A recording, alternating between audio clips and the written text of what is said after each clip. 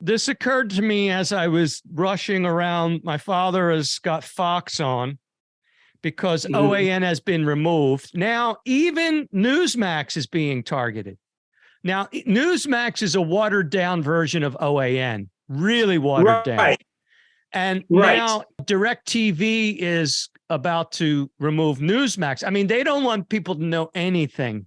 And here's the thing for the listeners. We are the media. We are the media. And we also are the government. Fuck all these fuckers in Washington. We are the government and we are the media. And until people get that through their head, we're going to keep spinning the same wheels. Not even spin the wheels, but dig the hole deeper and deeper and deeper, because we've already been digging it for thousands of years.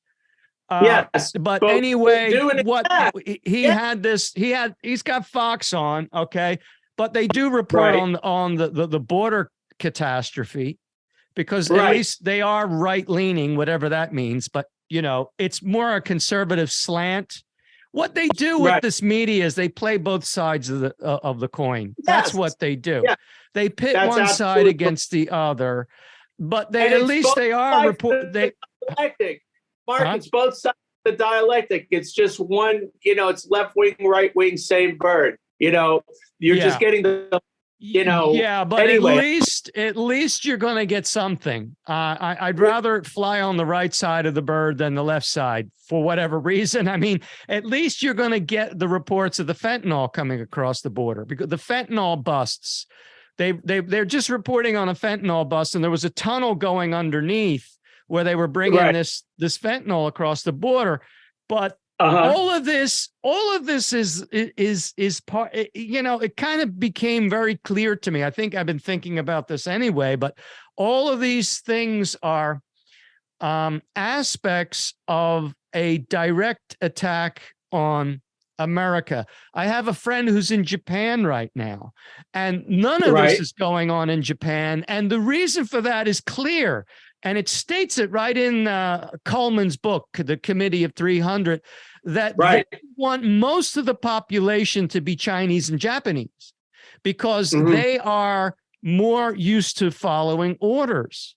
They're more of an order-following culture.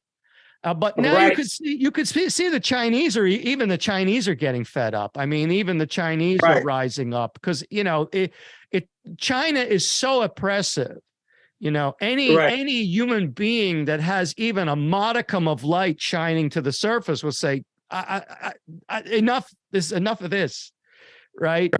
You've got to be just a completely indoctrinated puppet to put up with what the Chinese are putting up with, and many Chinese aren't putting up with it. And that's a good thing. Just like Iran, we saw the riots in Iran, or the rising in Iran. We've seen it happen in Brazil, you know. But Iran, because the woman didn't have her headdress on, her hijab on properly, they murdered her. I mean, enough, you know. But what this is it's a direct attack on America, because America is the last. This is the last blockage in their plan for complete global domination. So you could see this is a direct attack with all this gender fluidity, with all this pronouns, with all this transgender attack on the youth. With the fentanyl coming across the border, with the lockdown, you know, this so-called pandemic. All of this is an attack on America. It's to the point where you don't need to. And also sending weapons to Ukraine.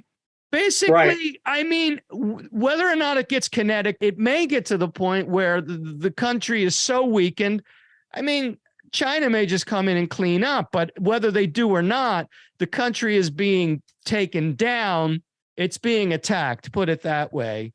Well, yeah, it's a direct attack, and the Patriot movement is standing against that. Whether or not you agree with these people or not, it is still standing against that. Like, we will not give up our First Amendment. We will not give up our Second Amendment. In fact, we're not giving up any of the amendments.